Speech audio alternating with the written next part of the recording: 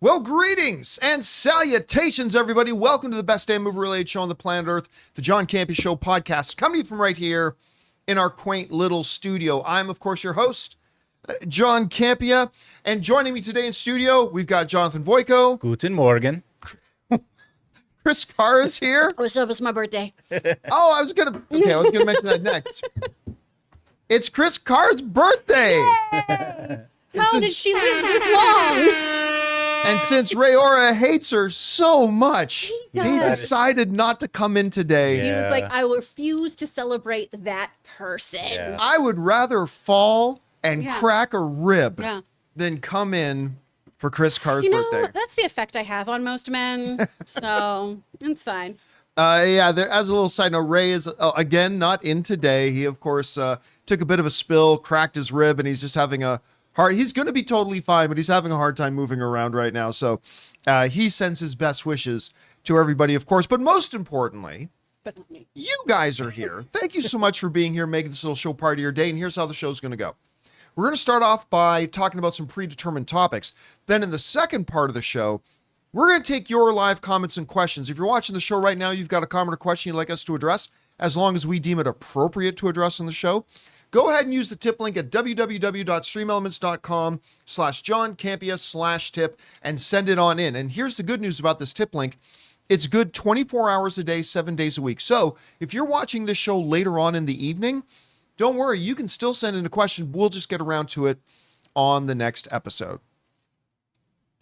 Before we get into stuff, I want to mention this. Can't remember if I brought it up yesterday. I'm really excited about this weekend because on Friday night, Ann and I love going to these movies in concert things. You know, when we went to Black Panther in concert where they played the movie on the screen, but an actual orchestra played the music and the score with it. It's amazing. Well, this weekend, the Los Angeles Philharmonic is going to be playing an event called the Marvel's Infinity Saga, where it's going to be taking big, giant key moments and scenes throughout the Marvel Infinity Saga to the music of the LA Philharmonic, which is going to be amazing. We are so excited. We bought tickets for Saturday too. We're going to go Friday and Saturday. So I'm pretty excited about that. And guys, listen, if you ever have the opportunity, whether you're in Los Angeles or some other city, where these movies in concert kind of thing happen, I highly recommend them. They're a lot of fun. So go and check them out if you have the opportunity to do that. And I'm sure some of you are probably going to go to this Infinity War thing on the weekend. If you happen to see us, come on by and say hi. All right, guys. With that all down, let's get things started here, shall we? We're going to start off with this. Nikki Glaser, the woman who stole the Tom Brady roast. Mm-hmm. It's just been announced about an hour ago that Nikki is going to be hosting the next Golden Globes. She put the announcement out on her social media saying that she's going to be hosting the event. Let me read a quote here from her where she said the following. Some of my favorite jokes of all time have come from past Golden Globe opening monologues when Tina, Amy, or Ricky have said exactly what we all didn't know we desperately needed to hear. She continued, I just hope to continue in that time-honored tradition that might also get me canceled. This is truly a dream job. Plus, I no longer have to feel guilty for every TV show and movie I've binged over the past year. It was all worth it.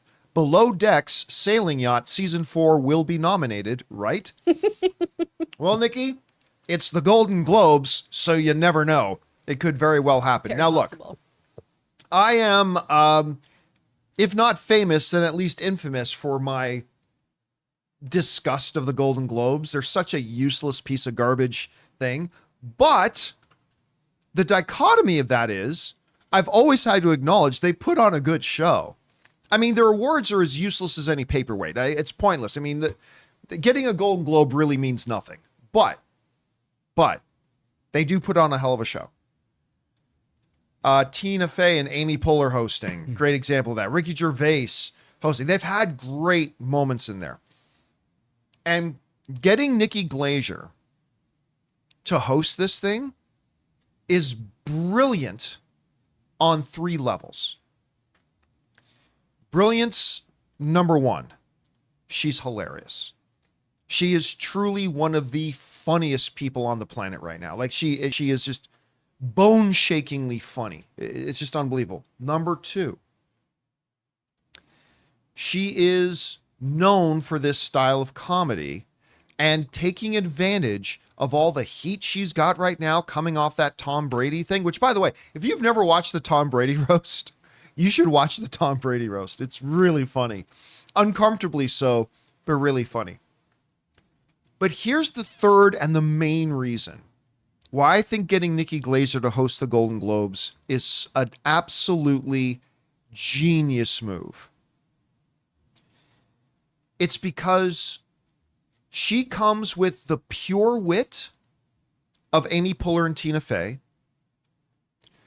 with the cutting edge of a Ricky Gervais. But here's what I think makes her better than all of them to host the Golden Globes. When she rips you apart, it never feels mean. Do you know what I mean? Like when she is roasting you, it doesn't feel mean. Like it naturally feels like it's in fun. Like when she says to Tom Brady, it's like, wow, Tom, how's it feel right now that your wife is with a guy who could beat your ass at the same time that he's eating hers? I mean, that could come across as really mean if said by, say, a Ricky Gervais, who I adore Ricky Gervais, but the advantage of Nikki Glaser is she can say the harshest, most deep-cutting stuff, but it just never comes across as mean. And I think that gives her the best of both worlds as a host of the Tina Fey and Amy Poehler and the Ricky Gervais. Mm-hmm. It's the best of both. And I think she is going to kill this. I'm about to say something I haven't said in 20 years. I cannot wait to watch the Golden Globes. Dang. When have you ever heard me say that? Ah. Answer? Never. 20 years ago? 20 years ago? Now, you never heard me say it on this show, though. I paid attention in class. I am now excited to watch the Golden Globes. And I think she is going to absolutely slay it. And again, coming off look, she's been famous for a long time, but coming off, again, the Tom Brady roast again, she absolutely stole the show. One of my other favorite things was, Tom, you haven't won at everything, though. You lost $30 million in crypto. Hell, even Gronk was like, me know that not real money. I mean, that was like but again, could have come across as mean, but it came across as fun and allows everybody to laugh and relax and burn and rip and roast while everybody's having a good time at the same time. And that's why I think she's perfect for this. Anyway, Chris, you just found out about this, that she's going to be hosting. Literally walking in. Yeah, literally walking in. Did you see this? What did you think about her being the host of the awards? Oh, I think this is great. She's so funny. She's so wonderful. And to your point, she does a great job of tearing people down, but it feels like an honor almost to be roasted by her. Oh, yeah.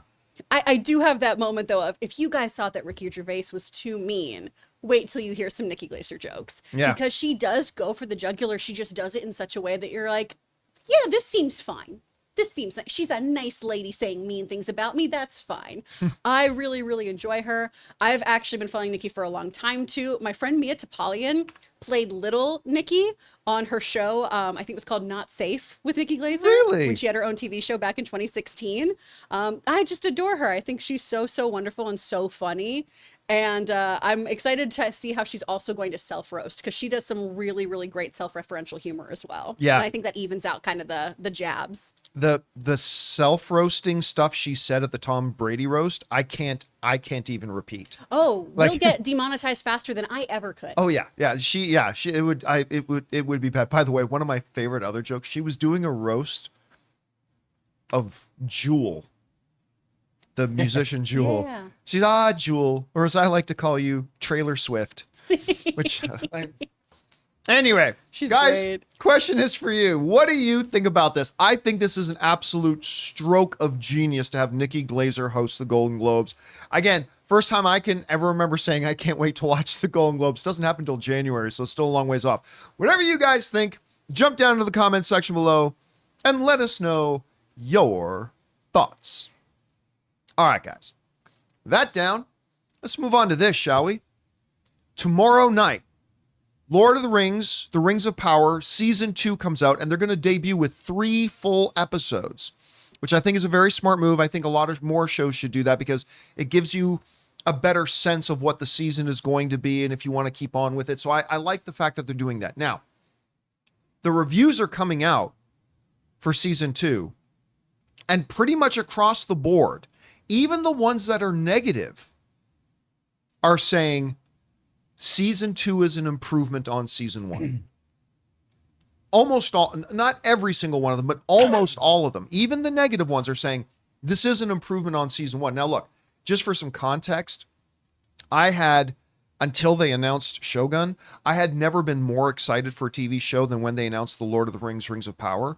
I was so hyped, excited for years building up to it, and quite frankly, the show disappointed me. I was disappointed. I didn't think it was the hot garbage that some other people try to make it out to be, but I was, got to call what it is. I was disappointed with it. I think it was a letdown. And a lot of other people felt the same way. Well, now here's what's interesting. There is a trend in streaming shows where before a show comes out, the network or the streaming service will show 3, 4, or 5 episodes to the critics, and then they got to base their review on that. They did something different with Rings of Power Season 2. They gave them all 8 episodes. They said, here's the whole thing. And they showed them the whole thing. They must have felt like ballers. Now, I think the review that really sums up what I read out of most of the reviews is Slash Film's review.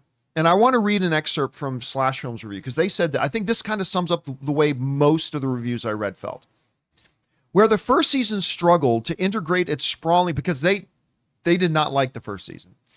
Where the first season struggled to integrate its sprawling ensemble or find much of a thematic link between disparate storylines on a weekly basis, these 8 episodes, all of which were screened early for critics to review, are a marked improvement in an arguably the most oft-repeated criticism, the ones not made in bad faith at least, from season 1, the writing.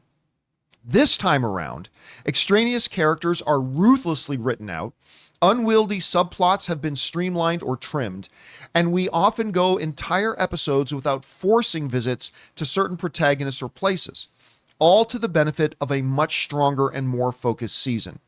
Showrunners J.D. Payne and Patrick McKay returned to shepherd this sophomore effort, backed by a writer's room including Jennifer Hutchinson, Jason Cahill, Helen Shang, on and on and on.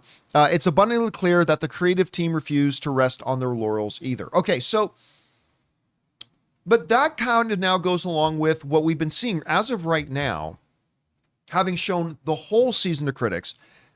Rings of Power Season 2 is holding an 83%. Now, there are a couple of notable ones that hated it, like Variety. Variety hated Season 2, hated it. But there's a lot of decent stuff being said. Joe Blow said, The Lord of the Rings, Rings of Power has found its stride and it's ready to rule us all. RogerEbert.com wrote, while there will likely still be some pushback from fans of the original films, a trilogy and Tolkien's written work, this is undeniably the most striking fantasy show of the year. That's seems like hyperbole, but okay. Yeah. TV Guide wrote, sometimes frustrating, but just as often rewarding. The Lord of the Rings, The Rings of Power hasn't reinvented itself in its second season, opting instead to turn up the intensity on everything it was already doing. The Seattle Times liked it, writing, though it's still troubled by some of the shallowness that preceded it, often falling flat in episodes dedicated to some of the more thinly written characters, it's a rather welcome step up. The Rings of Power Season 2 is a big step up from Season 1. But why, though, wrote, with one of the best first episodes of a series, The Rings of Power Season 2 has everything it needs to stick the landing. It just needs to stay out of the weeds. And it goes on. Again, there are a couple of negative ones in there. It's not 100%. It's 87, 83%, particularly like Variety, hating it. But the general theme seems to be what I was wanting to hear. Because look, I've said, you guys have heard me say this. I couldn't be excited about Season 2 of Rings of Power. The first one just disappointed me too much. Again, there were some really good episodes in Season 1, I thought, but overall, I thought it was pretty disappointing. And I just could not muster the enthusiasm to be excited for Season 2.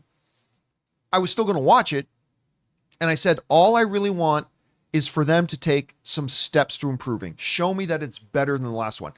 And Chris, right now, from Slash Film and from most of the critics that are, they're all pretty much saying, some giving it high praise, some kind of lukewarm praise, but all seem to be saying the show's improved. Yes. It's better than it was before.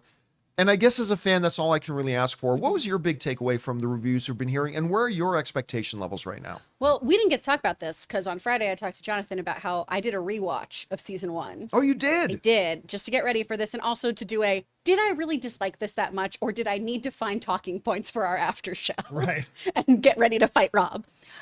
I didn't dislike this as intensely as everybody else did. I think there were some issues in that first season. So my big takeaway here is, heck yeah, everyone's agreeing that this is an improvement.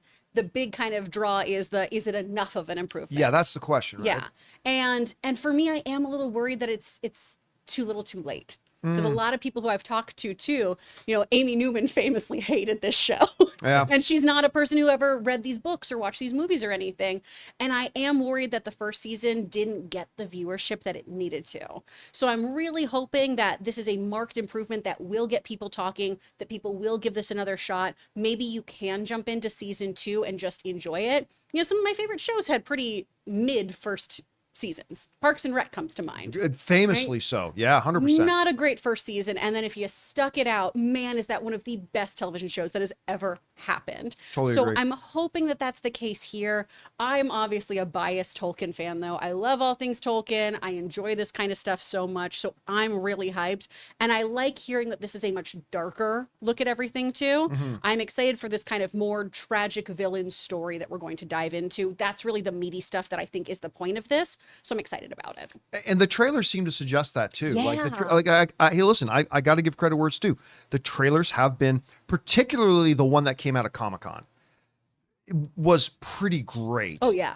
And here's what I think is going to happen with season 2. Just like when they announced House of the Dragon, a lot of people who were dissatisfied with the last season of Game of Thrones were like, "Oh, screw that, is dead to me." They all came back to at least out of curiosity check out House of the Dragon, and then most of them stayed. I think a lot of people will come back to at least check out season 2. The question that you put perfectly, the $1 billion question is, okay, we all know from what everybody said that it's improved.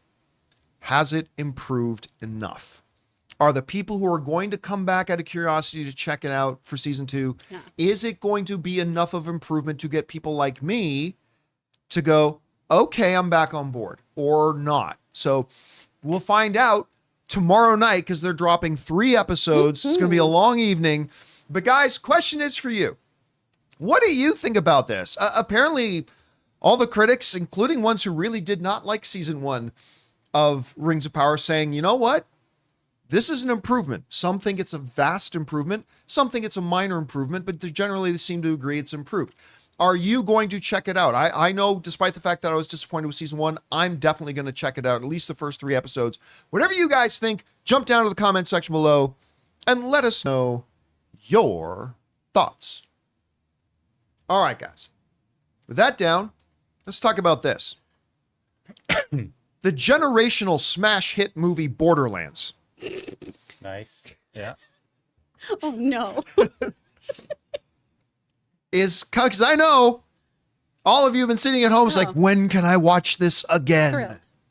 Good news for those of you, you're going to be able to watch it on home digital in 2 days. I'm finally going to see it. On August 30th. No, you're not. Stop lying. Just because it's your birthday doesn't mean you get to lie. No, but Logan will want to watch it. You won't want to buy it for $20 though. That's fair. You'll probably wait till it gets on one of the streaming services. But it comes Depends to on how home drunk digital. I get on my birthday. Let's spawn Borderlands. Sick as shit.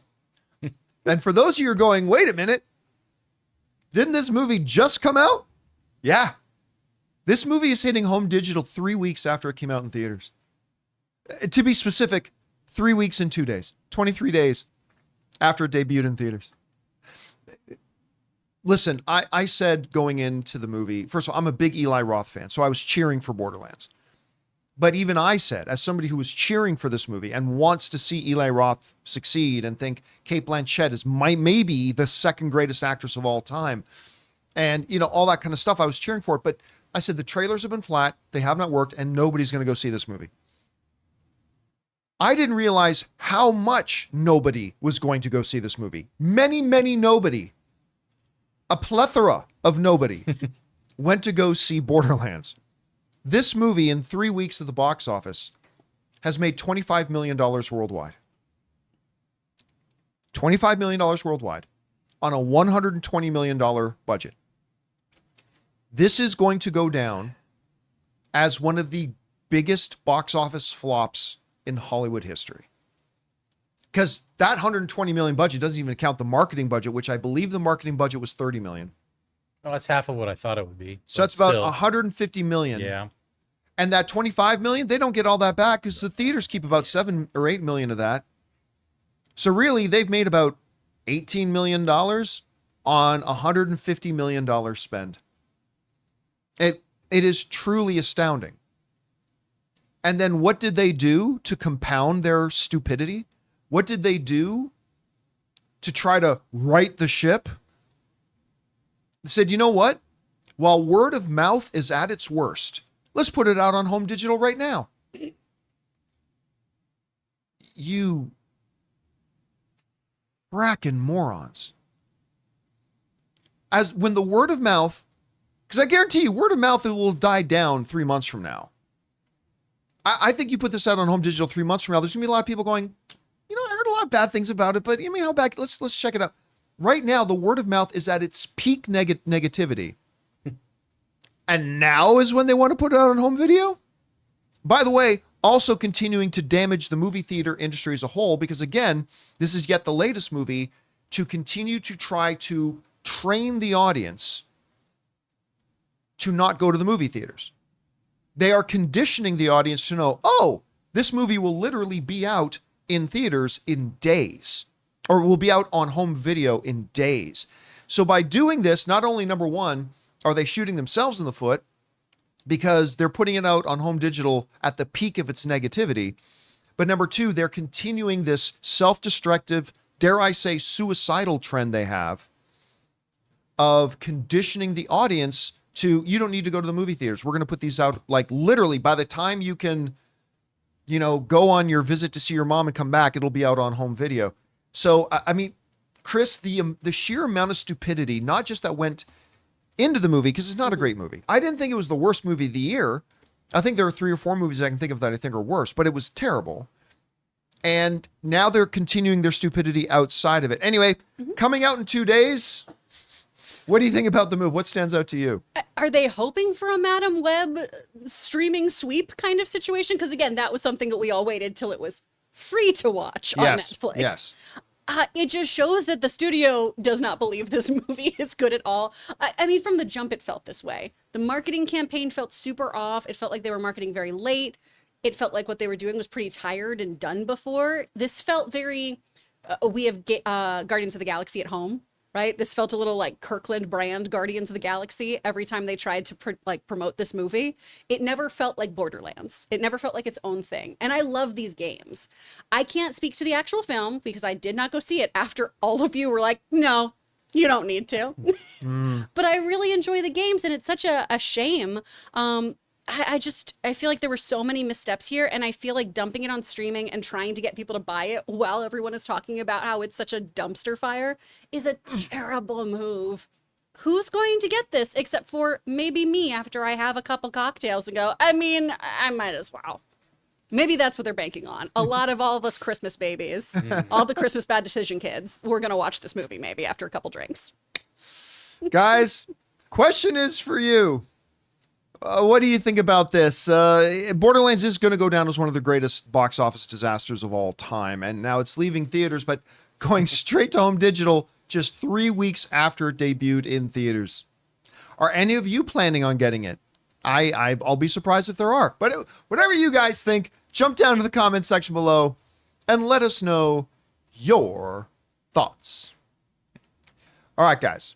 Listen, with that down, we still have a couple of big things to talk about, including Hollywood royalty. Sigourney Weaver makes it official. She's now officially announced herself that she is joining the Star Wars universe and she's going to be in the Mandalorian movie. We're going to talk about that. Also, Ryan Reynolds put out a deleted scene from Deadpool and Wolverine showing Gambit surviving the end of the film. Is this them hinting that Gambit, that Channing Tatum Swift may actually get his wish and get to come into the MCU's Gambit. We're going to talk about that and a few things more. But before we do, we're going to take a quick second to thank a couple of sponsors of today's episode of the John Campea Show podcast, our friends at Gametime and Miracle Made. Guys, we want to take a second to thank a sponsor of today's video, Gametime. My wife Ann and I love going to events, whether they're comedy shows, concerts, an LA Lakers game. I mean, just the other night we went to go see Ronnie Chang and it was awesome. We love having these new experiences and new memories. And our sponsor Gametime makes getting tickets for concerts and events faster and easier, even if you don't buy tickets right away. Because prices on the Gametime app actually go down the closer you get to the show start time. With killer last minute deals, all-in prices, views from your seat, and their lowest price guarantee, Gametime takes the guesswork out of buying event tickets. I couldn't believe how easy and most importantly, intuitively, the entire app works. Finding the event I was looking for couldn't have been easier. The way it lays out the map of the venue, letting you know exactly where the seats are that you're looking for, and how easy the process was to choose and buy those tickets. So don't worry if you think you're too late to get tickets to that big event you and your friend want to go to. They have last minute deals. Save up to 60% off buying last minute for sports, concerts, comedy, theater, whatever. So guys, take the guesswork out of buying concert tickets with Gametime. Download the Gametime app, create an account, and use the code CAMPEA for $20 off your first purchase. Terms apply. Again, create an account and redeem code CAMPEA, C-A-M-P-E-A, for $20 off. Download Gametime today. Last minute tickets, lowest price, guaranteed.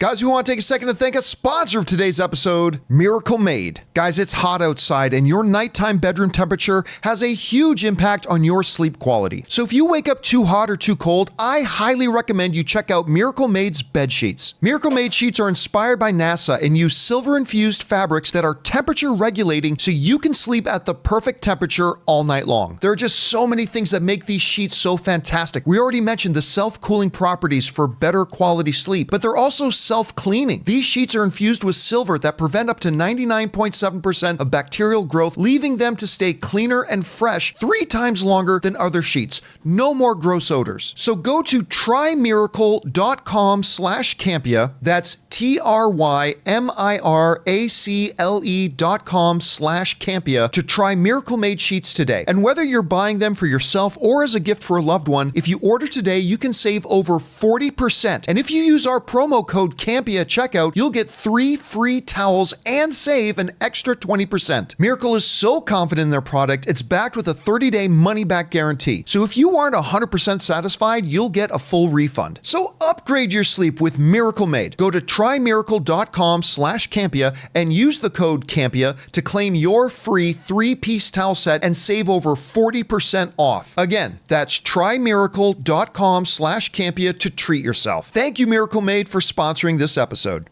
And thank you to our friends at Gametime and Miracle Made for sponsoring today's episode. All right, guys, with that down, let's move on to this, shall we? Sigourney Weaver has made it official. She is joining the Star Wars universe, and she's coming in and has joined the cast of The Mandalorian and Grogu, which we were all just called The Mandalorian movie. And she is coming. Now, there were some whispers and rumors and some reports of this that happened a while ago, but now Sigourney Weaver herself has made it official. She said this: "I'm playing a role in The Mandalorian and Grogu, which will be directed by Jon Favreau. I got to meet Grogu for the first time the other day. I'm filming that before I go to London for The Tempest at the end of the year." So now I've had one of the biggest thrills of my career has been meeting and talking with Sigourney Weaver. That was like a kind of thing, like look bored, look bored, look bored. Don't look like you're freaking out. Don't look like you're freaking out. I'm standing there with Sigourney Weaver going, and inside I'm like, I'm talking to Sigourney Weaver. One of the coolest things ever. What does this mean for the Mandalorian movie? Not much. I'll be honest with you, not much. Now, it is never a mistake. I've said this since the movie blog days. It is never a mistake to add talent, right? It's never, and they have just gone out and got one of the greatest ever, literally sci-fi royalty. Whether you're talking Aliens, whether you're talking Avatar, whatever, Ghostbusters, She is sci-fi royalty. And putting her in there is definitely going to be a welcome piece of news for a lot of people. And in the world of, is this good news or bad news? Well, it's good news. It's good news. Now, does this automatically mean good things for Mandalorian? I don't think so, but there is an argument to be made for it. Number one, it's telling us that Lucasfilm is swinging for the fences a bit here. By going out and getting somebody like Sigourney Weaver, that's pretty big. That's a big thing. Number two, that Sigourney Weaver, who does not want for opportunities, took it. I mean, it's not like she is the hottest A-lister name out there in the world right now, but for her to take it on and say, yeah, I want to be a part of that, that says a little something. So again, in the world of is this good news or bad news, it's good news. It's never a mistake to get talent. It shows that Lucasfilm is kind of taking it maybe a little bit more seriously, swinging for the fences a bit, getting a talent like this. And the very fact that Sigourney Weaver would say yes. I would just caution my fellow fans to not get too hyped about it, because after all, she is not coming in to write the movie. It's going to be the character. It's just probably played very, very well. So it's good news, but not, I would not say game-changing news at this point. Anyway, Chris, you heard about the casting of Sigourney Weaver. She's joining Star Wars. Big deal, not a big deal. What are your feelings on it? How do you see it? I think it's a fun deal. I like it. I like the way you put that. Yeah. I don't think it's going to make or break the film being good, but gosh, to quote Rob, she sure does class the joint up. Yeah. She's so fabulous. I love her in everything she's done. I love her voiceover work too. I think she's wonderful. I didn't know about her being in The Tempest, so honestly, that's the rabbit hole I fell down when this topic came up of, oh my gosh, wait, she's going to be performing in the West End, making her debut with Tom Hiddleston and Haley Atwell in this? What? Yeah, that's a show you'd like to go see. How do I get tickets to that? I think she'll be a great addition to this, though, but it does depend on the story, the character they give her, all of those things. There's so many other bits of variables here that could make or break whether or not her addition to this is solid or detracts from the film overall. What I really want is, and I know that I was an apologist for Jack Black and Lizzo showing up, I don't want that moment where I go, oh, that's Sigourney Weaver. I want her to feel like she's a part of this universe. And she tends to do that very seamlessly in most of the sci-fi and stuff she appears in. But that's the big thing. I want her to make sense in this world, not feel like a fancy celebrity's here. Right. I still have my concerns about the Mandalorian movie. I like my double-edged sword of it is, number one, I'm concerned about its market viability, because again, I think it's only really going to appeal to people who have Disney Plus and have seen the other Mandalorian seasons. My other concern, and it's just a concern, I'm not saying this is what they're doing. I'm not saying this is their plot. I'm just saying I'm concerned about it. I'm concerned of them just using this movie as a glorified Disney Plus advertisement. And I'm concerned about them just, instead of giving this movie the movie treatment and the respect it deserves, of it just being some kind of a weird cliffhanger and going, if you guys want to see what happens next to Mando and Baby Yoda, you got to go get Disney Plus and tune in for season. That's my worry.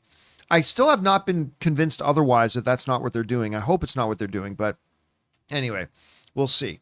Guys, question is for you.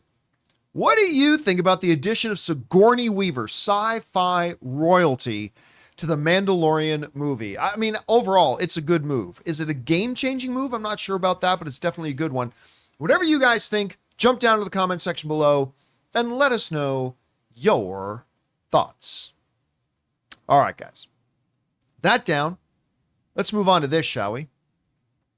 Ryan Reynolds, who is incredibly popular and very active on his social media, has just posted a deleted scene from Deadpool and Wolverine of Gambit surviving the final events of Deadpool and Wolverine, with him looking up to the sky and you seeing the glow, and in his eye, the reflection of the sling ring portal opening up there. Now, many people, of course, in articles and whatever, have pointed out that, if you look during the end credit scene when Deadpool is going over the Johnny Storm death, on one of the TVA screens is that scene. Yeah, they threw that in there. It's still a deleted scene. Make no mistake about it. It's still a deleted scene. And it is definitely not canon, because the TVA screens can show possible futures. possible alternate timelines. It doesn't mean they've happened or will happen or anything like that. So it's definitely not canon, none of that kind of stuff. But the clip to me felt like it was meant to be another post-credit scene. Because, generally speaking, in Marvel movies, they do two post-credit scenes. One midway through the credits, one at the end of the credits. And Deadpool and Wolverine had one. It feels to me like this was meant to be one of those other ones. So I'm not sure whether that was the case and then why they decided to pull it, and yet Ryan Reynolds put it out publicly anyway. And by the way, it's not Ryan Reynolds' clip. That clip belongs to Disney and Marvel, which means Disney and Marvel gave their blessing to put that clip out. So it was Ryan Reynolds that shared it on social media, but it was really as Disney, Marvel, and Ryan Reynolds put it out there. Channing Tatum has never wavered on his enthusiastic and expressed desire that he wants to play Gambit. And he has said things on late night talk shows like, I will kill kittens to still be able to play Gambit. I want to come back. Yeah, I mean, that's serious, man. That's serious. Chris, let me ask you the question.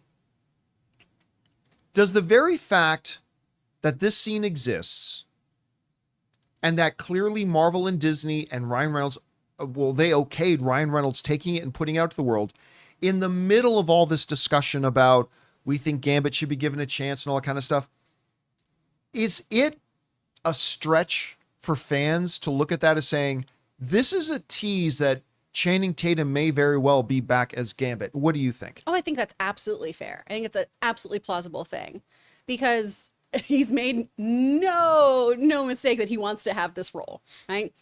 Ryan Reynolds has talked about how this was not enough. We were so happy we got to do this, but Channing needs to absolutely have his day in the sun to fully be this character and do it proper, right? Have his own film or show up with the X-Men, etc. I feel like it's a really smart move of Disney too. I agree with you. It feels like a post-credit scene, and I think that's what it was. Not a deleted scene, but a post-credit. And it's a smart way to just go, I mean, do you want him to make a name for himself? Do you? And test those waters. Kind of like what we had with giving everybody the, hey, you guys want John Krasinski to be Reed Richards? There you go. Here he is in something. Now that's done. How do you feel about that? Do you want to keep him? Do we want to have somebody else? It feels like they're kind of doing little teasers or little amuse-bouches of their characters, if you will, to go, is this what you guys want for your Marvel palette? No? Yes? Let us know. And I think it's a very savvy approach to doing things of, hey, we have these actors who are really well suited for these roles and could fit into the universe as we see fit. How do you guys feel about it? And it's a really interesting moment of just kind of audience synergy of here's the story that we're potentially going to tell. Here's what you guys have seen. Here's what you guys are asking for, and seeing if you can make all of those things meld together. I don't think the audience is always right, but I do find it to be an interesting choice to just kind of test those waters. And I'd love to see him come back, especially with maybe a little less Cajun, since everyone is like, that's not how they talk.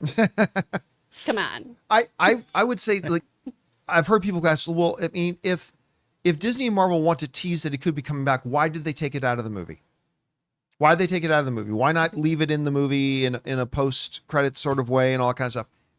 Here's what no one's told me this. This is just me speculating, okay? The idea of a revelation that Gambit survived at the end is redundant. The movie itself, Deadpool and Wolverine, already makes the claim that they survived. Remember, after Wolverine and Deadpool come out of the basement of the subway, he says to the TVA agent, hey, we had some friends who helped us out here. We wouldn't have made it here without them. Do you think you can maybe help them out? And she goes, I'll see what I can do, right? Not one person said we had some friends there. And sure enough, we see in the very end that they at the very minimum went and got Laura because she's at the end dinner scene. There's no reason to believe that when Deadpool gave him the request, we have some people who helped us out. They got the short end of the stick. Can we do something?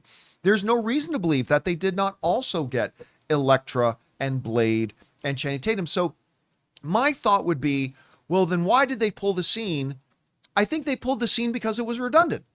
We know because of what Deadpool said and the fact that we saw Laura, that Blade, Elektra, Laura, and Gambit were probably pulled out of the void and probably pulled there. So it wasn't really that big of a shock and surprise because that's what's implied in the movie. It still would have been, and here's the thing. I think they know, since it was already redundant and implied in the movie, that this little clip will get a bigger reaction and pop by releasing it now online than by putting it in midway through the credits. And sure enough, what's happening? It's our lead story today. And by the way, it's our lead story because I went to our audience, I went to our channel members, and I asked, hey guys, and I listed all that, what do you think should be our main lead story today? And by a big margin, everybody said Gambit. So here we are. It clearly had a big impact of them releasing it now. Yeah. So I am curious to know your thoughts, Jonathan, as an impartial now third person here. Do you think them releasing this, clearly Reynolds had the blessing of Disney and Marvel. Do you think this is a tease that we're going to get more Channing Tatum as Gambit? Oh, he about to make a name for himself. Yeah, I knew that was coming. Yeah. No, I this is what I think. I think, number one, yes, you're right. It gets it back in the conversation. I think they were like, I don't want to put a ring on it right now and put it in the thing. They're just talking. But let's drop a few seeds later on. So I think at first they were going to be bold and have it in the post-credit scene. Mm-hmm. And then they were like, but what if we don't commit to this? Well, we can just add it. Not only is it a deleted scene, but we just have Ryan drop it like a month or so after. And then it's like a maybe. That's a great point, too, because when Ryan and Hugh did that K-pop video, they talked about how, we didn't ask Disney. We just grabbed the suits and we just did this. Like, they don't know we're doing this. So there's already this narrative that Ryan Reynolds is just doing what he wants. Yeah. So it does But taking footage from a movie is a different thing. For sure. Yeah. But also if you have just your kind of general movie-going audience who's like, yeah, Ryan Reynolds is gunning for him, so I love that. I love that he's campaigning for them. Listen to Ryan, Disney. Kind of adds to that. Definitely put a ring on it. All right, guys. Question is for you. What do you think about this released piece of footage that Ryan Reynolds put out on his social media, clearly with the blessing of Marvel and Disney? Do you think this is them teasing that he could be returning? Or if you want to be more skeptical, is this just them using it as marketing, saying, guys, go back and see Deadpool and Wolverine again? Is it just cheap, free marketing to keep the buzz about Deadpool and Wolverine going? Maybe. Whatever you guys think, jump down into the comments section below and let us know your thoughts. All right, guys. With that all down, we're now going to move on and take the most important part of our show, which is your live comments and questions. But before we do, we're going to take a quick second to thank another sponsor of today's episode, our friends at BetterHelp.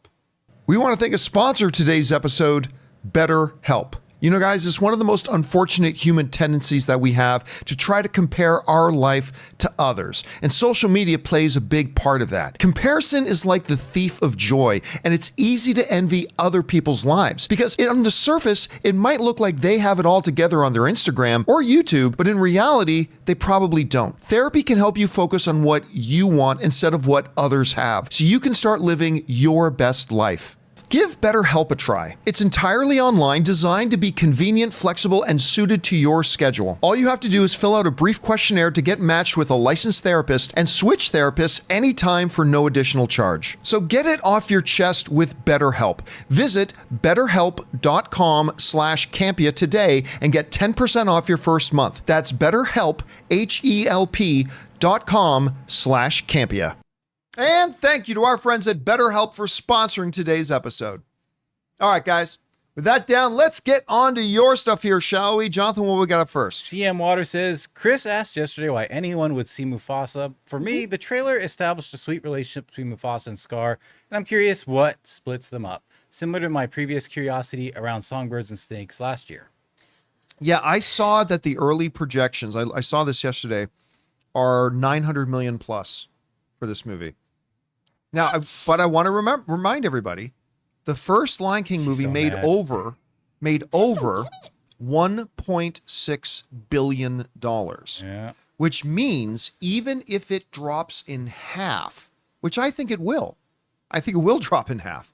But even if it drops in half, that's between $800 and $900 million at the box office it's going to make. Oh yeah. I mean, I I guess it's interesting to figure out what happened with Scar and Mufasa to an extent, but it's the same argument of, don't you want to know why, you know, Megatron and Optimus aren't friends anymore? No, I don't really. They hate each other. That's the story. I'm cool with it. Songbirds and Snakes. It was, wow, what led this man to like really leaning into these games and in the books, sexually assaulting these characters and being a horrible, horrible person. Oh, a girl was mean to him? I can't. I love that you're interested in it, guys. That's great. I just can't wrap my head around it. It's just one of those stories that I'm like, why is it here? But if you want to see it, cool. Yeah, the numbers just baffle me. Wait a minute. Another thing to point in Mufasa mind. sexually abuses? No. No. Oh gosh. Half the No. people that were zoning right now, they're like, what? What? No. President Snow. President Snow. Yeah. But just, you know, throw it out there, like the 2019 Lion King movie does have an 88% audience rating. Yeah, and that is one too that I know those numbers. I know that data. And each time I'm just blown away where it's that many people saw that movie? What? Yeah. All right. As of right now, still the highest grossing animated film of all time. Which as is of this bananas. I mean, moment. they had a heck of a presentation at D23. I'll give them Yeah, that. I thought the presentation at D23 was really good. So, Sure. and again, the biggest thing for me about this Mufasa movie is Barry Jenkins. That's the part to me that has me. Again, I think he's one of the best filmmakers of our generation right now, and I'm very, very excited. Now, I can understand that. we've seen exciting filmmakers take on certain projects and then not turn out well. Maybe that'll be the case here. Anyway, Yeah. All right, what's next? Tim says, hey, John and Scooby Gang, just got out of watching Strange Darling and loved it. Go on as blind as possible. It's what everyone says. Seeing it at 3. I was shocked to see that Giovanni Ribisi was a cinematographer. Never knew he had that in him. Did you know that? Yeah, it's one of the very, very rare times I have ever in my life seen the cinematographer doing the press tour. I saw Giovanni Ribisi being interviewed on talk shows and stuff like that. It's like, I have never seen a movie where the cinematographer has been going out to do the press thing. So yeah, it's a pretty big deal for him.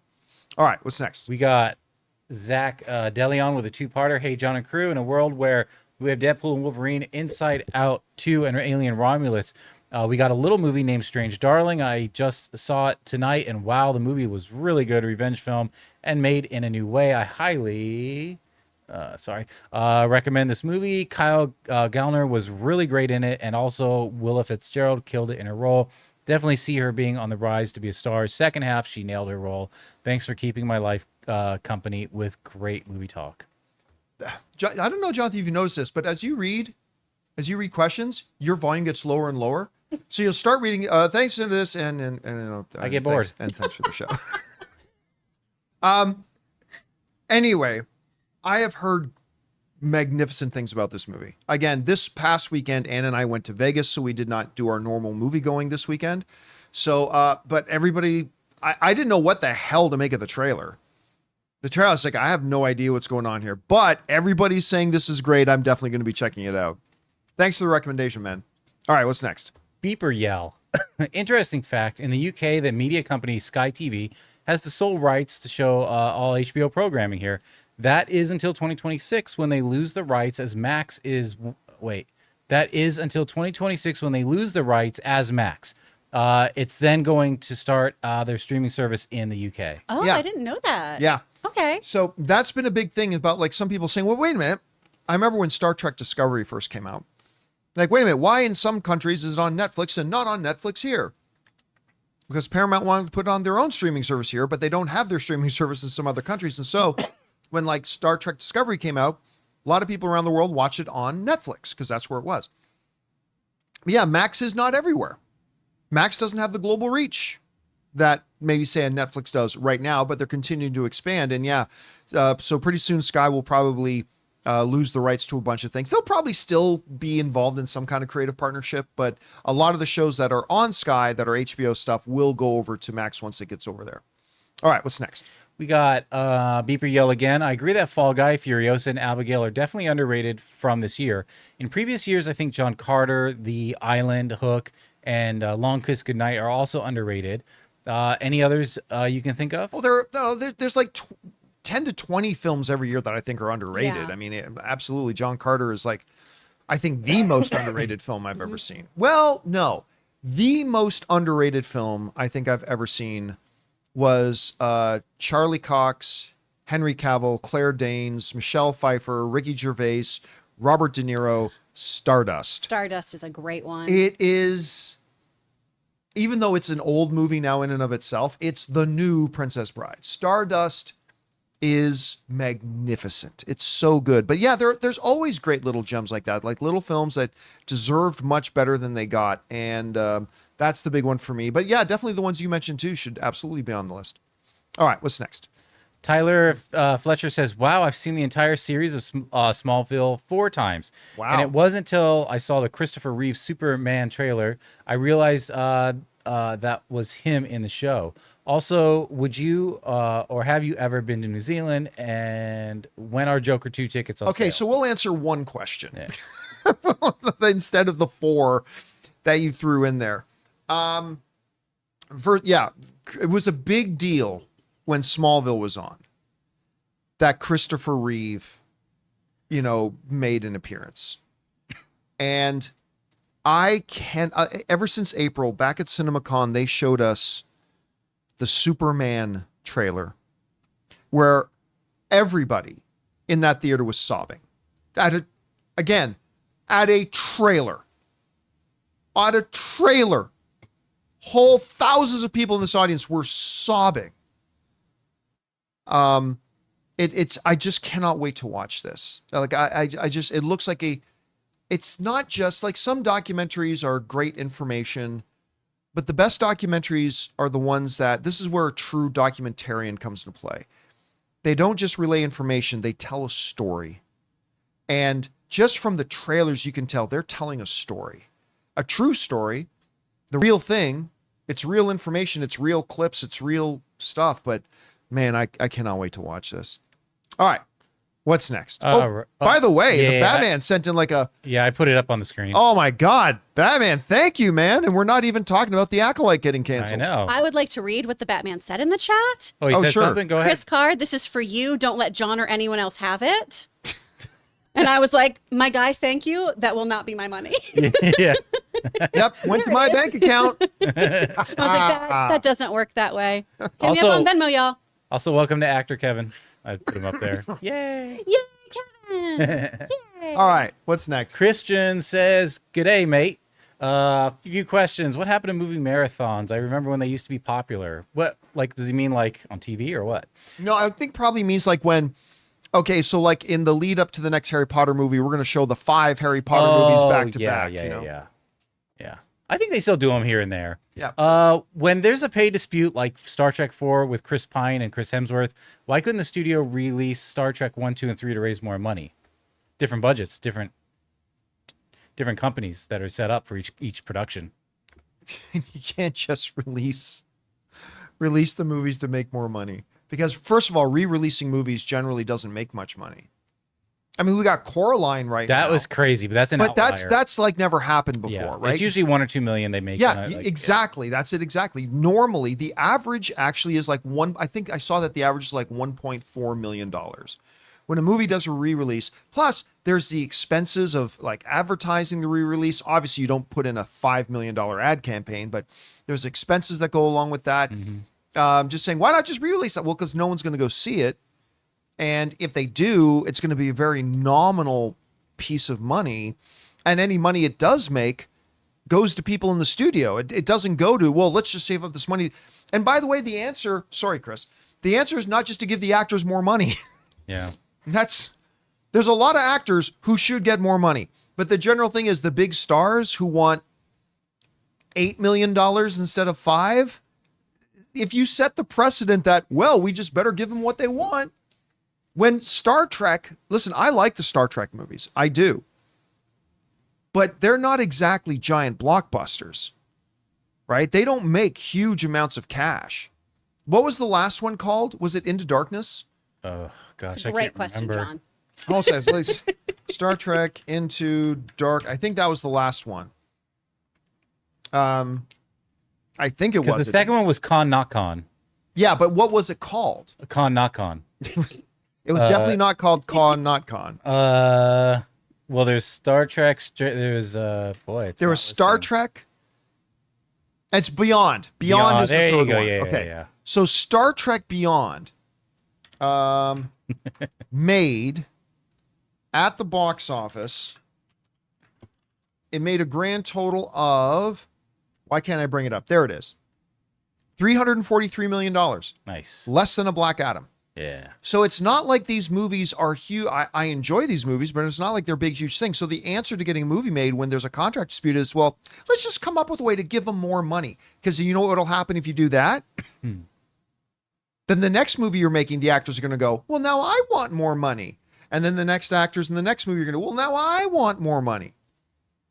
It's why I won't give Jonathan a raise. The moment I give Jonathan that raise he's been demanding all the time, then Ray's got to get one, then everybody's got to get one. That sounds very fair to me. We got to be team players, Chris. Yeah. So We got to be team players. He's then- convinced me of this. He's gaslit me into believing so I have to. that all of us need money. But money just brings more problems anyway. It's like No. John Yeah, says. more you don't money, want- more problems. So Yeah, you listen yeah. to pop Every culture? human being who's like, money can't buy you happiness. Yes, it can. Yeah, it In absolutely America, can. yeah, it can get me health care. No, because Oh he my was telling me God. if I get more money, I'll just spend it. So Jonathan. In frame for you. I'm gonna fill this up for you. If I give you more money, you'll just spend it. Oh. I've broken the show, guys. You'll just spend it. Can't If- have you if developing want, a heroin I can spend problem. it for you. Yeah, there you go. Oh. Okay. Anyway, what's next? Don't You Blame the Movie says, first episode of Only Murders was a great setup. Watching Short and Martin together is pure gold. I even jumped on Amazon and bought some DVDs of Steve's older films. Nice. House Sitter, Grandparent, or Parenthood, Grandparent. What am I saying? House Sitter, Parenthood, Roxanne, not on streaming. What a talent. Absolutely. Oh, Roxanne is so good. I think that no. I was about to say I think that's my favorite Steve Martin movie. Oh, Roxanne? Yeah, it is not. The one he does. It's Steve Martin and Michael Caine. Oh, Dirty Rotten They're Scoundrels. Rotten Scoundrels. movie's Yeah. great. That I think is my favorite Steve Martin Ooh, movie. for me, it's between The Out of Towners That's good. or Dead Men Don't Wear Plaid. That Wow, movie's that's a deep great. cut. That movie's so good. It's one of my Alright. dad's favorite Oh, and then movies. like some people mentioned, you can't forget Three Amigos, Three Amigos is classic. which we did a little Three Amigos quote earlier. Then Planes, Trains, and Automobiles, The Man with Yeah. Two Brains. Oh yeah. Anyway, all right, Yeah. what's next? All right. Ian McAllister says, have you seen comedian Shane Gillis' Donald Trump impersonation? I don't care what side of you fall on. His impression of him is the funniest thing on the internet. I got sick watching it. I think I may have. I don't think so. Okay, I'm just taking a wild guess here. Joe Rogan at a show he did recently had a Donald Trump impersonator intro it. And I wonder if that was a guy, because it was a pretty good impersonation. Like, forget the stuff he was saying. I'm just saying, just as far as a pure impersonation goes, it was a pretty good impersonation. But I'm not familiar, so I don't know if I've seen it or not, to be honest with you. All right, what's next? All right, we got, excuse me, Anonymous says, the 31st of August is National Cinema Day in the UK. Participating theaters have tickets as low as £4, which is like $5.30. And my local theater is doing a regular popcorn and drink for $7.92. That's great. I remember our friends over in the UK talking about this when it happened last year. It's like there's a day that it's basically free to go to the movie, like not free, but that it's super cheap to go to the movies. The North American movie theater should absolutely take note of this, because there's a reason why you give the guy his first his first gram of cocaine for free. Because it's nice to do. Because it's kindness. That's And just good kindness matters. Sharing is caring. It gets hopefully it gets them hooked on it, and they come back and give you, like, say to moviegoers, hey guys, listen, this day, $3 tickets and $2 sodas and popcorns. Obviously, that's not financially sustainable, but to get a bunch of people back to the movie theaters, then hopefully they have a good time. It's like, yeah, I want to go to the movies more again. Why don't we go to the movies more? It's a great idea, and I think it worked for them very well in the UK. So, all right, what's next? Okay, a two-parter from Amin. Game Day says, the first 3 episodes of Rings of Power drop tonight at midnight. Oh, I'm going to be up for them. I don't believe that's true. Not going to be On true for me either Amazon, way. Doesn't it come out earlier? I think Yeah, I it think comes it's like out at 6 p.m. Yeah. tomorrow. I'm thinking 6. Yeah. I think it's tomorrow at 6 p.m. I don't think it's tonight. Yeah. Well, I Yeah, heard that's Wednesday. how The Boys but- works. Is it's on the day at 6. Right, so- and I think the day is tomorrow. yeah, it's the 29th. Amina's saying in the live chat, saying, no, check it. It's midnight tonight. Dang. Dang. Maybe they're just doing that because they're dropping 3 episodes at once and they're just getting it Maybe. out there. Maybe. Well, that changes my fucking plans for tonight. You mean I ain't tomorrow going morning. to bed early tonight like I was kind of hoping I could. Not me.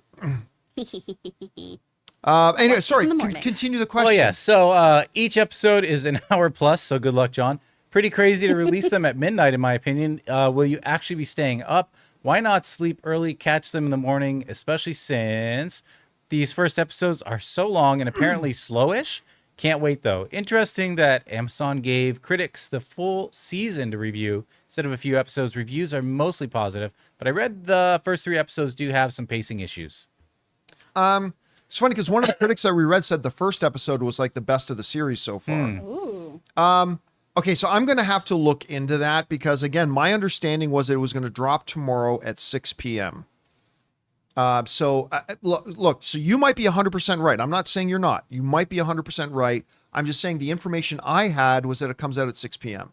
tomorrow. So definitely going to I'm going to look into this and we will see. But like, I am not going to do a Chris Carr for 3 1-hour episodes of you're getting not up gonna early in the wake up morning. early? I have on some midnight shows, when I've been totally beat, gone to bed and got up a little bit early to watch the episode the next day. I'm not getting up at 4. I'm not going to I would rather stay up until 4 than get up at 4. I have it on good authority that it actually drops Saturday at 3 p.m. So that's when I'm On going to good catch it. authority. You're gonna watch it? Yeah. All right, what's next? Dancing T1000 tips $40 Woo! with a 2-parter. He says, hi, John and crew. In the upcoming Thunderbolts film, do you believe there are more members among the team that are not shown in the trailers? In my opinion, I believe Abomination could be the secret member hidden and will not show us until a last trailer or when the movie comes out. In the past, Marvel's trailers tend to hide things, fool the audience, aka Civil War and Infinity War. Since the team will be fighting Sentry, the team needs a heavy hitter like Abomination. First of all, Abomination can't stand a chance against Sentry. I mean, there's nobody in the MCU that stands a chance against Sentry. Certainly not Hawaiian shirt family picnic day Hulk. But his son could. Let's put his son out there. World War Hulk can stand against Sentry. Here's the thing, though, about trying to hide things from audiences. Abomination showing up in Thunderbolts is not going to get a big pop. Like, generally speaking, most people don't care about Abomination. I love Abomination personally. I was really excited to see that he was showing up in the She-Hulk series, even though they used him not so great.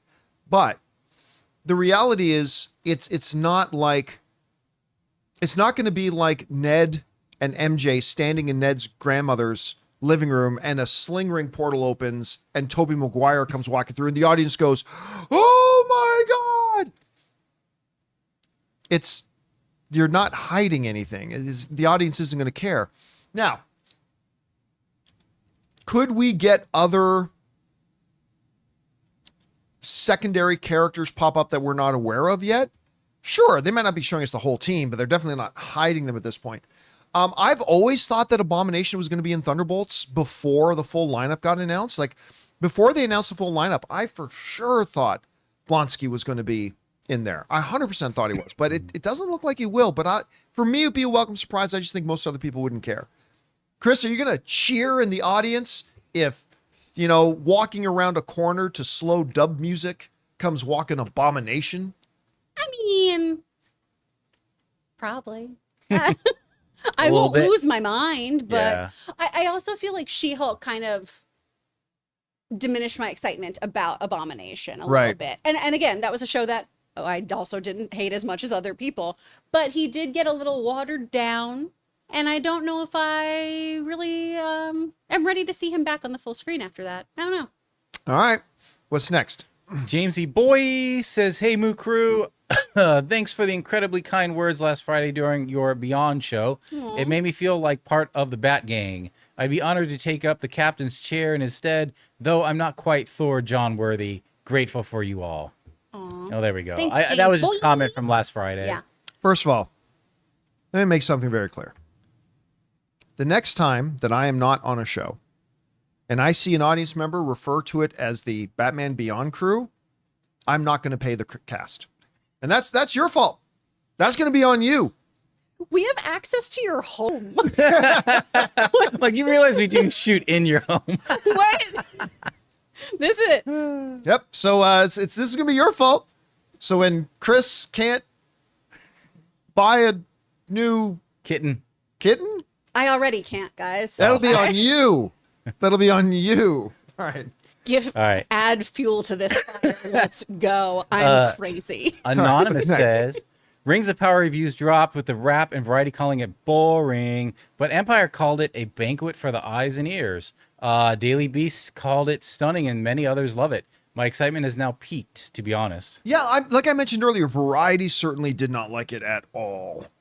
And there were a couple of others that didn't. But again, the majority of the ones that I read through that did not like season 2 are still saying it's an improvement over season 1. And again, let me just go back and double check. I'm not sure if it's still there or not. But if I go to Rings of Power season 2 on Rotten Tomatoes, last I checked, it had an 82, I think. It's now at 84. It's now gone up. And again, even the ones that are giving it positive reviews, a couple of them are saying it's great, but a couple of them are saying it's good. Mm-hmm. It's good, which is, and some of those are ones that I know did not like season 1. So if anything else, at the very minimum, it sounds like we can at least expect something better than season 1. But as Chris put it, the question becomes significantly better or just tiny bit better. We'll see if it's better enough. And we'll find that out tomorrow at 6 or tonight at midnight or whatever people are saying. Yeah. All right, what's next? DMG says, really excited for Avengers Doomsday for RDJ coming back as Doctor Doom. But would we ever see Red Hulk coming to Avengers Doomsday or not? And do you think we will ever get to see Abomination appearing in Captain America 4? Again, I don't think we're going to see Abomination in Captain America 4. And I don't think Red Hulk makes it out of Captain America 4. I'm not saying that they kill Thunderbolt Ross, although that's a possibility. Or he just might get cured. So I think we're going to get good heaping doses of Red Hulk in Captain America 4. Again, I'm just guessing, but I don't think he makes it out of it. What do you think, Chris?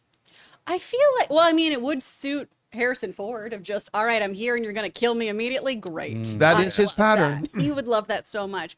I do think they'd keep him along a little while longer since they are making such a big deal of Harrison Ford being the replacement.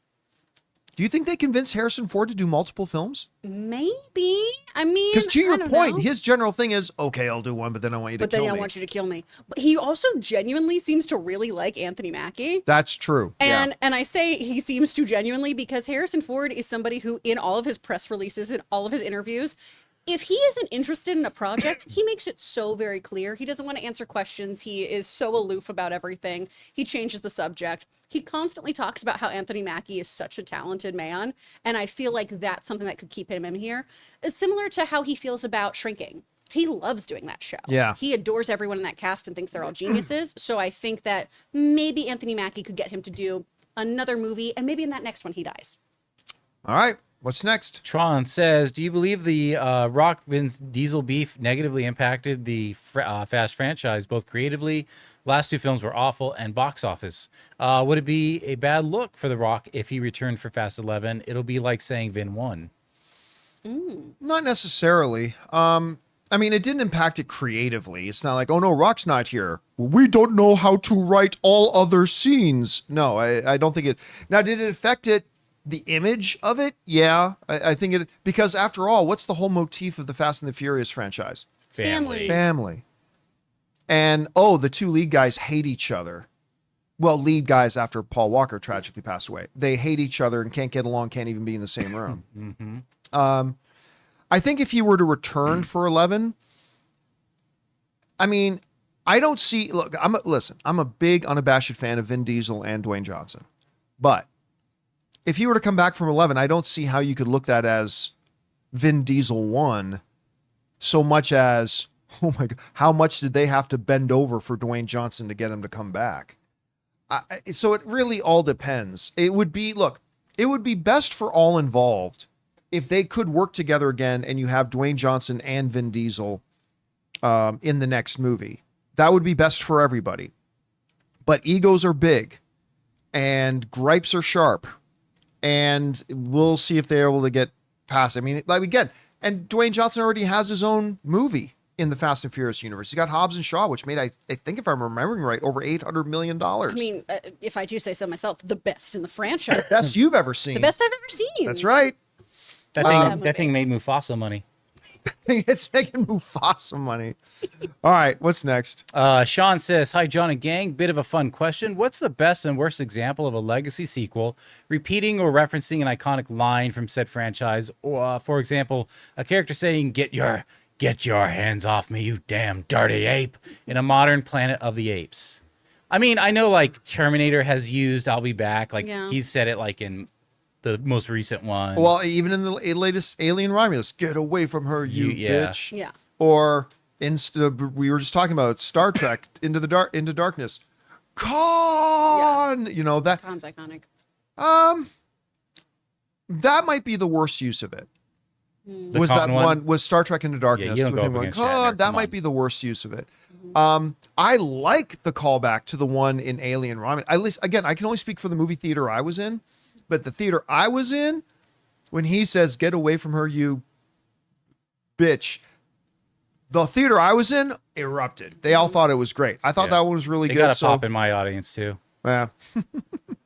All right, what's next? Okay, we got up next.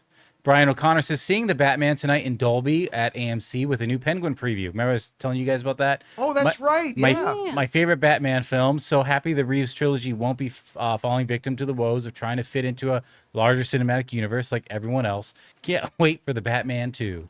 This is why I've said for years and years and years and years, everybody would get mad at me, that I think DC and Marvel should have the testicular fortitude to have a couple of movies made outside of their precious cinematic universe. I don't think it's either or. I think you can have both and. Yeah. And what you do is when you allow a film to get made outside of your cinematic universe, you are literally taking the handcuffs, the creative handcuffs off of filmmakers to say, you can do whatever you want in this city. You can do whatever you want in this world. You can do whatever you want with this character because it's not tied to anything in our cinematic universe. There are no repercussions to the cinematic universe or vice versa. Go and be free. And that's why I love the fact that they did the Joker and why I love the fact that they did Matt Reeves' Batman. Mm-hmm. All right, what's next? DZ Studio says, "I don't think Sonic 3 will make 1 billion, but it's not impossible either. Take Pirates, for example. Curse of the Black Pearl made 654, and its sequel, Dead Man's Chest, made 1 billion, 0.06. But I do agree fans shouldn't automatically assume a billion means success.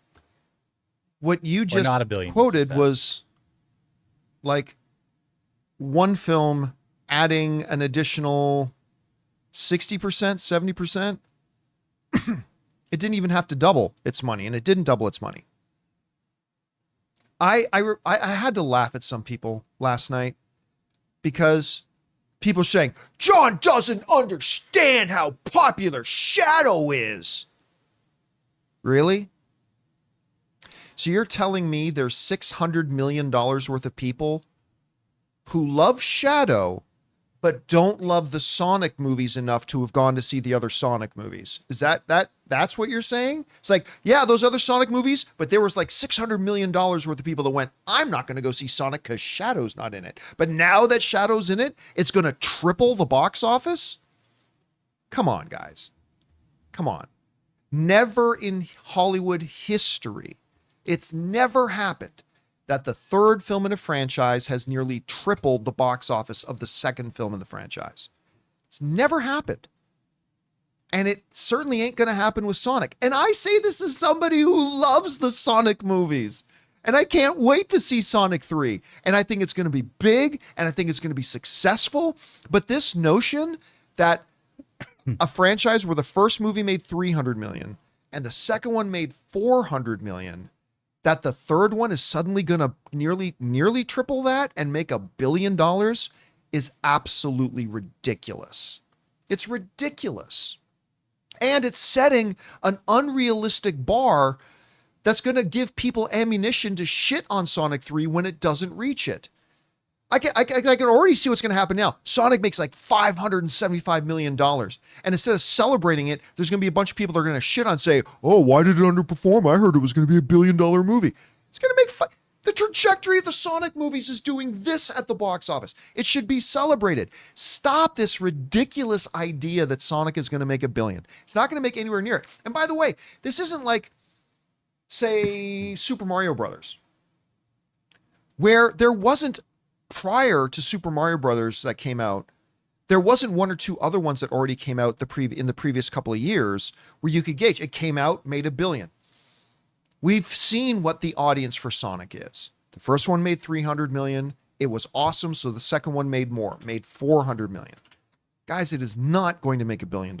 Just stop that. Stop stealing your own joy. Stop stealing and undermining and sabotaging the celebration we should be having when this movie makes more than the second film did. Anyway, so yeah, it's just, no, it's not going to make $1 billion. It's never happened. It's certainly not going to happen with Sonic. All right, what's next? Brian O'Connor says, to anyone who ever said Pattinson should be Gunn's Batman, they simply do not understand storytelling. Matt Reeves' Gotham and his characters are so far removed from anything in Gunn's DCU, it would feel 10 times worse than a square peg in a round hole. I mean, it's sort of like when people were like talking about the Nolan verse, you remember? Yeah. I was like, it's not the same, guys. Yeah, and Christopher Nolan said, like, this Batman was made to be a Batman in a world where there isn't superpowers, right?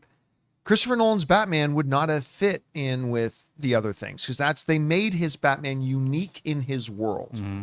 And Robert Pattinson's Batman is designed to be unique in his world.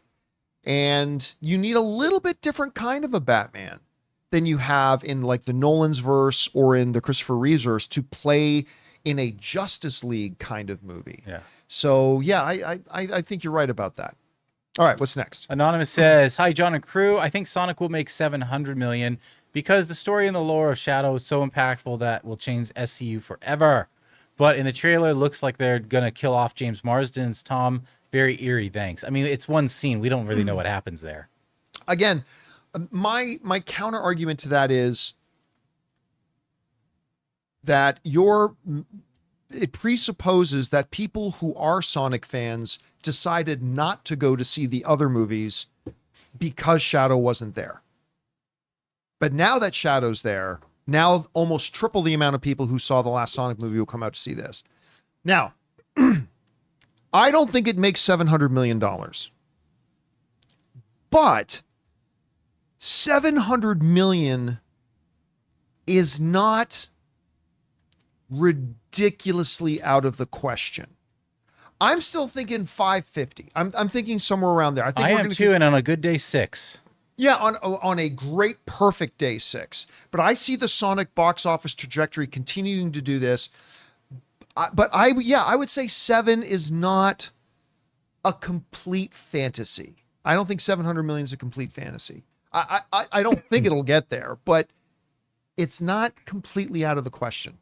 All right, what's next? Wesley Cunningham says, did the studio pull Borderlands from theaters because the theater chains already stopped showing it? Couldn't blame owners not wanting to waste the screens. If so, from a business perspective, would it still make more sense to wait before a home release? Yeah, again, for two very big reasons. Number one, especially in this case of Borderlands, why would you put this thing out on home digital while the negativity surrounding the movie is at its peak? Mm-hmm. The negativity surrounding Borderlands right now, it's at its peak. And now is when you want to release it on home digital? Yeah, no one's going to pay for it to hate watch it. I think you'll get much better sales numbers if you dropped it 2 months from now. Yeah. When you let it cool off a bit, then put it out. Because right now, I don't, other than Chris or, Denisio, who, I don't know anybody else that is going to be renting this thing or buying this thing. No. You got. It's something you wait for like Thanksgiving. You all sit down with your family. Yeah. Yeah, that's when you want to take it in. I genuinely, I feel like the target audience for this is Logan and Ray watching this together. Yeah, except Ray won't watch it again. He'll just sleep. Yeah. Oh, he already Yeah. watched it. That's Yeah. fair. Yeah, Ray won't watch this one again. All right, what's next? Forbidden says. Oh, sorry, I forgot the second part. So the first reason is why release it when it's at its peak negativity. The second big negative is by releasing it just 3.5 weeks, less than 3.5 weeks after it's been in theater. Again, you are conditioning the movie-going audience to not bother going to the movies because now it's you don't have to go to the movies to go see this movie. It's going to be out on. You can watch it at home in just a couple of weeks. It's sabotaging to itself and it's sabotaging to the industry as a whole. All right, what's next? Okay, Forbidden says, to clarify, I'm from New Orleans. The accent here is what we call yet, which sounds more like a New York City accent than Cajun. The first time I ever went to New Orleans, I was like, why does everyone sound like they're from New York? Walk in here. You will probably find Cajuns that talk like Gambit in Southwest Louisiana, but Gambit is supposed to be from New Orleans. It's more like the Bayou. Yeah, he's swampy. Yeah, he's a little He's not swampy. a city boy. Yeah. Yeah, no, he's swampy. Yeah. Not at least not in this. My name is Remy LeBeau. I can't wait. I want to hear more of him. Yeah. All right, what's next? Logan Vaughn says the Chick-fil-A streaming service might work if they tried to be a focus on the family type company. I could see conservative families going bananas for religious animated content. Name it Roost. New Veggie Tales coming home to Roost this December. Logan, you're not wrong.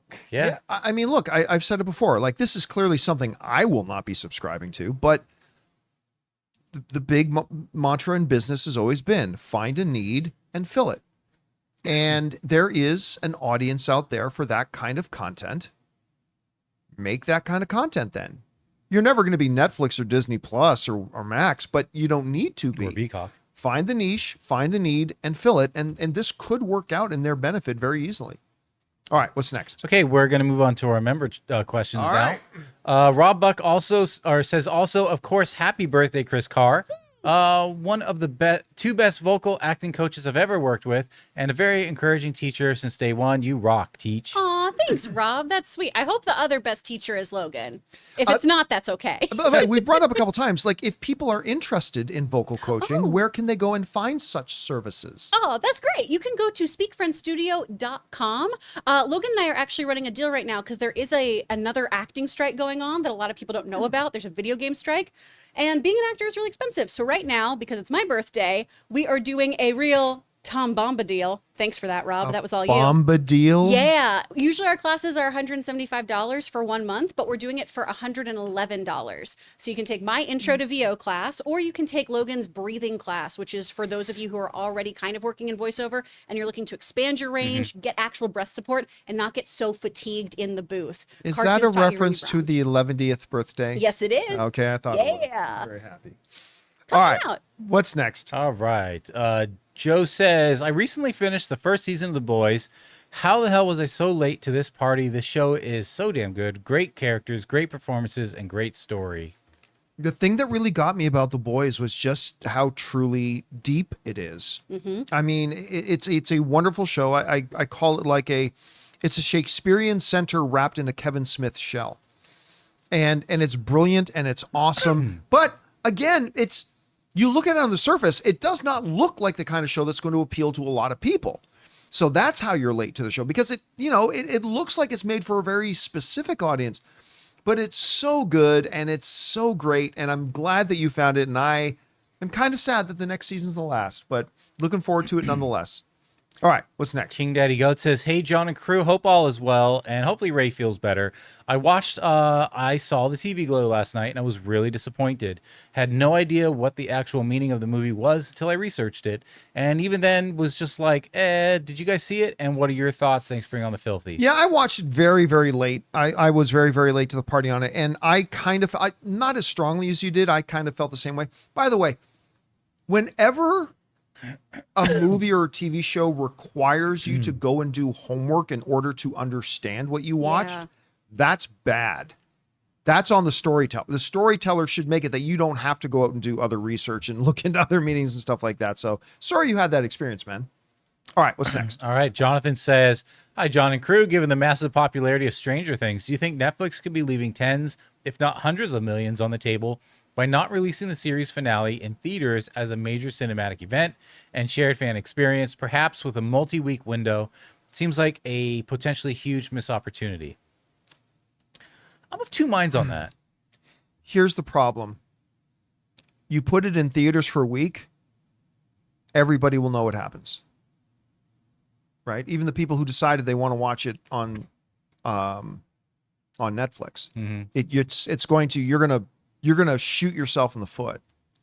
Now, it's one thing where Game of Thrones experimented with this a little bit, but they would like put out an episode one day early, right? And then do that. You cannot do a week-long theatrical engagement for that, because you're literally going to kill your viewing audience, because everybody's going to know what happens and all that kind of stuff. So, and not to mention, remember, Netflix ultimately wants to kill movie theaters, and they want people subscribing to Netflix.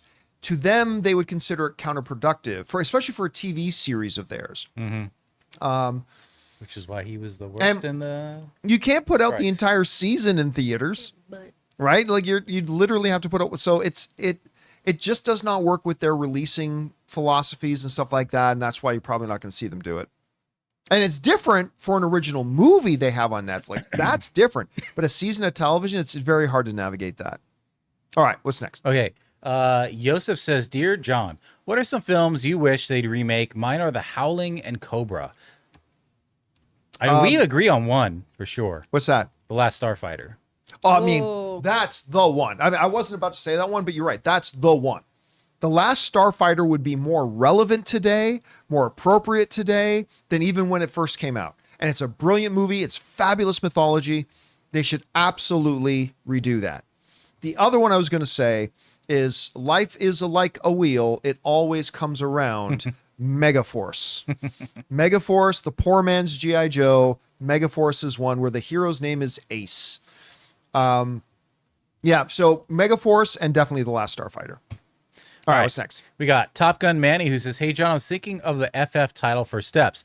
How do you feel about them possibly ending the 616 universe storyline and starting a new universe with the FF movie? It'll start in the 60s and could introduce other mutants like Magneto while still keeping in line with their historical origins. Thoughts?" No, they won't do that. No, because to make the whole thing a period piece. Yeah, no, and they'd be throwing away literally 30 films and all that kind of stuff. No, they're not going to do that. 100% they're not going to do that. You're going to see Fantastic Four starting in that universe, but they will. Kevin Feige has already basically confirmed that the movie is going to end not where it starts. So yeah, I don't see them wiping away the universe they've spent nearly 20 years building and 30 plus films for. Quite frankly, listen, I don't think Fantastic Four is going to be $1 billion film.